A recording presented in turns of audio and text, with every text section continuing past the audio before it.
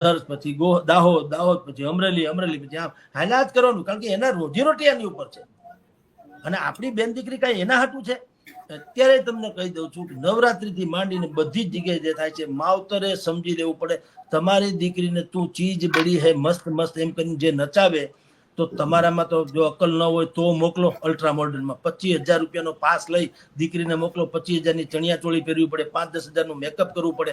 એટલે ક્યાં જગત જનની જગદંબા અને ક્યાં તમારી દીકરીને તું ચીજ બળી હે મસ્ત મસ્ત એવું ગાનારો વર્ગ.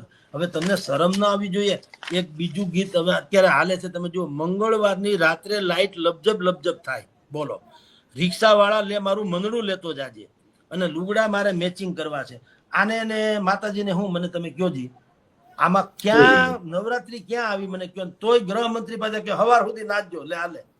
એટલે તમારે એમ કેવું જોઈએ કે જે લોકો બીભત્સ નૃત્ય કરે છે, ડાન્સ કરે છે, બેન દીકરીઓની બાકાયદા કાયા ઉપર ખોટી નજર નાખે એવી સેન્સમાં કરે છે, ન ખાવાનું ખાવે છે, ન પીવાનું પીવે છે, અલ્ટ્રા મોલ્ડના નામે વરસ આખાનો ખર્ચો કાઢી લેવો છે. જેણે આયોજકોએ 5-5, 10-10, કોઈ 1 કરોડ, કોઈ 2 કરોડ, કોઈ 50 લાખ રૂપિયા કામી લેવા છે, એવા કામી લોકો માટે આ નવરાત્રી છે જ નહીં.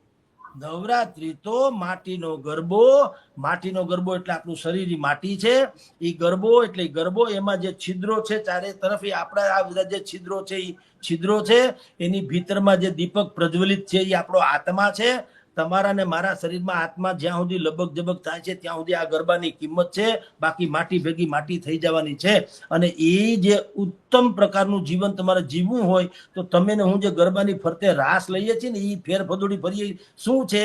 ભાગવત ગીતામાં 84 કરોડ યોની જે છે તમારી જીવ જંતુની, એ બધામાં તમે ફરો ને જે રીતે શ્રેષ્ઠ નૃત્યાંગના કે નૃત્યકારો એને આપણે પ્રિન્સ ને પ્રિન્સેસના ઇનામ આપીએ છીએ હસવા ખાતર કે સારી રીતે પ્રોત્સાહન કરવા ખાતર, એવી રીતે આ 84 કરોડ યોનીમાંથી જે કોઈ શ્રેષ્ઠ છે માતાજીનો ભગત, એના દીવડો ઝબકતો રહેશે ને એ અજરા અમર રહે. બાકી બધા આમને ફેરા કરશે. આ એનું મૂલ્ય છે. એને બદલે, અને નવરાત્રીમાં તો આને ગૃહમંત્રીશ્રીએ એવું કહેવાની જરૂર હતી કે આવા શેરી ગરબા જ્યાં થાય છે, જ્યાં કેવળ માતાજીની આરતી થાય છે, એના જ ગુણલા ગવાય છે, એના જ રાસ ઉપર બેન દીકરી રમે છે, એને છૂટ છે. કારણ કે ઢોલ નગારા ઉપર વાગે છે. અમારી સોસાયટી હોય 50 મકાનની સોસાયટી છે, હવે 50 મકાનની સોસાયટી માઇકની અમારે જરૂર નથી ને, એમને ધીમે ધીમે વગાડીએ તો કોઈને નડે એમ નથી, તો એને છૂટ છે. પણ ગૃહમંત્રીએ એવું કહેવાની જરૂર હતી કે જે હવે અલ્ટ્રા મોડર્ન નામે નકરી બીભત્સતા છે, બેનું દીકરીઓને તમે એક ચીજ તરીકે જુઓ છો.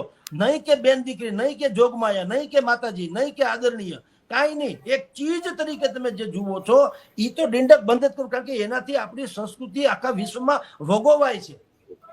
એને બદલે તમે જુઓ સવાર સુધી કે ડિસ્કો કરો, લે હાલે, આનું શું કરી લેવું? હવે આને ગોપાલ ઇટાલિયા જ પહોંચે, બીજું કોણ પહોંચે? એટલે કઉ છું કે વાત બહુ, કોઈ ખબર નહીં કેમ કોઈ ઠપકો આપનારું નથી. બોલો, આપણને આપણા જેવા સામાન્ય માણસને જે સમજાય છે કે ભાઈ આપણી બેન દીકરીને કોઈ આવી નજરે જુએ તો તમે એવી તૈયાર થઈને જાઓ તો જુએ ને. ક્યાંય જિંદગીમાં સાંભળ્યું કે ગોળનું તમે કુંડું મૂકો તમે એમ કે ભાઈ માખીએ કોઈ ના આવો, માખીએ કોઈ ના, એટલે એનો સ્વભાવ છે. ગોળ હોય ને માખી આવે, અગ્નિ અને ઘી ભેગું કરો ભડકો જ થાય. આખી પૃથ્વીનો નિયમ છે. તો તમારી બેન દીકરી વાંકા ત્રુકી તૈયાર થઈને જાય અર્ધનગ્ન અવસ્થા જેવી, તો કોણ? આ ઋષિમુનિના દીકરા છે બધા, તે કઈ તમારી બેન દીકરીને કોઈ આ ઢાકે? એ તો હમુકા ઈચ્છે કે વધારે ખુલે તો સારું. તો તમે માવતર ઉઠીને જે આંખું ખુલ્લી આંખે તમે જે આવું તમારી સામે સત્યાનાશ જુઓ છો, પછી તમારે આવી શિકાયત કરવાનો અધિકાર જ ક્યાં? મારી દીકરીને કોઈ છેડતી કરી, છેડતી જ કરે ને તમારી દીકરી, બીજું કરે હું મને કયો તમારે? અને તો બધા જ લોકો તમે જુઓ, આ જે મહિલા મંડળો હોય છે ને, એ બધા પાછા શું કે છે કે આપણને એ લોકો પછાત ગણે કે તમારી સોચ જે છે એ 18મી સદીની છે. શું બેન દીકરીઓ એ કપડા સારા પહેરો? તમે કોઈ એમ કે તમારા દીકરાને કીધું છે કે તમે વિનય વિવેકથી રહ્યો? એટલે ભલા માણા, નજાકત પશ્ચિમી અદા હૈ ઓર શર્મ હિન્દુસ્તાન કા ગહેના. તમારે એમ કહેવાય કોઈ દી કે ભાઈ મારા ઘરમાં હોનાના લાટા છે, એ હું બગીચામાં બહાર મારા ફળિયામાં મૂકું? ચોરને અકલ, ચોરને ચોરી કરવાનો અધિકાર કોને આપ્યો? મારે શું સોનું છે મારે એમ કે બહાર ન મૂકું, કાંઈ એવું નથી કહેતા. એમાં કેમ તમે તિજોરીમાં ઘાલી દો છો? જે દલીલ આપણે, હકીકત જે દલીલ આપણને કરે છે કે તમે તમારા દીકરાને કેમ નથી કહેતા, તો હું એમ કહું કે મારા ઘરમાંથી ચોરાઈ જાય તો હું એમ કહું કે ભાઈ ચોરને તમે સરકારને એમ કહું કે તમે ચોરને કેમ નથી કહેતા કે ભાઈ જગદીશભાઈ એના ફળિયામાં હોના લાટા મૂક્યા તારે ન લેવા? હું હોય બાપને કે ભાઈ કિંમતી વસ્તુ હંમેશા તિજોરીમાં રખાય. એટલે એક જમાનામાં કહે દર દાગીના બહુ શબ્દ સમજ્યા જેવો છે. દર દાગીના બેટા હાચવીને જાજો. એ કે બુદ્ધિપૂર્વક ની વાત છે, સમજે એનામાં અક્કલ હોય તો એ બધું હાચવવાનું છે, પ્રદર્શન કરવાનું નથી. તો હવે તમે જયારે હાથે કરીને ગોળનું આવો કુંડો લઈને નીકળો તો બાકી તો બણબણવાની છે. એમ આવા કામાતુર લોકો, અત્યારે ફાસ્ટ ફૂડનો યુગ છે, સાત્વિક ભોજન નથી, નૈતિક સંસ્કૃતિનો હાસ થઈ ગયો, શિક્ષણમાં ક્યાંય સંસ્કારનો છાંટો નથી, તમારા ઘરમાં તો અમથોય નથી, બહાર નીકળો તો ફિલ્મથી માંડીને આપણા મોબાઈલ સુધીમાં એટલી બધી ખરાબી પીરસવામાં આવે છે કે ઋષિ મુનિના દીકરા હોય તો હચમચી જાય. તો તમારા મારા જેવી તો વાત જ ક્યાં રહી. હવે આટલી ખાના ખરાબી વચ્ચે તમે વળી પાછા દોડવું હોય ને ઢાળ મળે, સવારે 5 વાગ્યા સુધી રમજો લે આલે, તો આ તો સત્યાનાશનો પાયો છે. તો હું આ બીજા માંદા હાજા હોય, ગલઢા ગટપણ હોય, નાના હાવ છોકરા હોય, ભણતા ગણતા હોય, તો એને તો હું આ પાર્ટી પ્લોટની આજુબાજુ રહેવું હોય તો એના માટે એને બહાર ગામ વહી જવું પડે ને. બીજું શું થાય? તો આપણે ઘરમાં તમે જોજો મોટા પક્ષીવિદોને તમે પૂછજો, આપણે પ્રેસમાં આવશે અને કહેશે કે તમે જો શહેરમાં ક્યાંય કાગડા જોવા નથી મળતા, ચકલી જોવા નથી, પણ ક્યાંથી મળે? આ તમારા ગોકીરાને એને કઈ જામતું એ ઉડીને વયા જાય બીજે. એ તમારી ત્યાં આવી કાંડ કરે નહીં, કઈ એ ગૃહમંત્રીને આવેદન પત્ર આપવા ન જાય, એને ખબર છે કોઈથી કઈ થવા નથી, એ ઉડીને બીજે જ્યાં વન વગડો હોય ત્યાં વયા જાય. કારણ કે એની જીવન જ એવું છે કે એને આવો અવાજ કે ઘોંઘાટ પોસાય નહીં, એટલે એ વયા જાય, શહેરમાં ન રહીએ.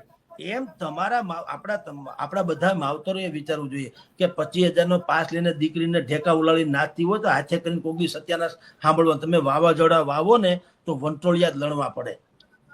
પણ હવે તમારે ન સમજવું ને, હરસંઘવી કેટલાક ધ્યાન રાખે? તમારી દીકરી છે, તમે એના હરસંઘવી નથી, તમારી દીકરીના તમે હરસંઘવી ન હોઈ શકો. ગૃહમંત્રી કોને કે તમારે પોતાના ઘરના મંત્રી તમે ન હો તો રાજ્યના મંત્રી પાસેથી અપેક્ષા ક્યાંથી રાખવાની? એટલે મૂળ ચેરિટી બિગિન્સ ફ્રોમ હોમ. તમારે જો બગડવું નથી તો જગતમાં તમને કોઈ બગાડી શકે એમ નથી, અને તમારે સુધરવું જગતમાં તમને કોઈ સુધારી શકે એમ નથી. હાથે કરીને મરવું હોય તો એનો તો કોઈ ઉકેલ છે જ નહીં. આવી વાતો છે મયુરભાઈ. બિલકુલ.